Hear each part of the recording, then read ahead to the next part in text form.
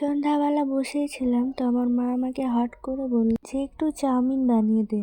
তো আমি বললাম যে ঠিক আছে বানিয়ে দিচ্ছি। আর তারপরে আবার বলে যে কি না, দোকান থেকে কিনে নিয়ে আসো। তো মার কথা মতো বেরিয়ে গেছিলাম বাজারে। আর তারপরে আমি চলে আসি একটা চাউমিনের দোকানে, আর দাদাকে বলি আমাকে ভালো করে একটা চাউমিন পার্সেল করে দাও। তো দাদা আমাকে এখানে সুন্দর রকম ভাবে পার্সেলটা করে দিচ্ছিল। তারপর আমি পার্সেলটা নিয়ে আবার চলে গেছি কেকের দোকানে কেক কিনবো বলে। তারপর আমি কেকের দোকানে গিয়ে একটু ভাবনায় পড়ে গেছিলাম যে আমি এখানে একটা কেক নিব না কাটা কেক গুলো নিব। আর তারপরে আমি কাটা কেকটাই নিই, কারণ একটা কেক নিলে নষ্ট হবে। যেহেতু এখন কোনো বার্থডে বা কোনো কিছু নেই, তাই আমি কাটা কেক গুলোই নিয়েছিলাম। আর সবকিছু নেওয়ার পরে আমি বাড়ি চলে আসছি। এখানে সবগুলো সুন্দর রকম ভাবে সাজানোর পরে আমি একটু টেস্ট করতে বসে গেছিলাম।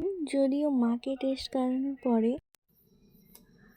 হ্যালো এভরিওয়ান, আশা করছি সবাই ভালো আছো, আর আমিও অনেক ভালো আছি। আজকে এতগুলো খাবার নিয়ে আমি বসে পড়েছি। তো চলো কি কি আছে তোমাদের দেখাই।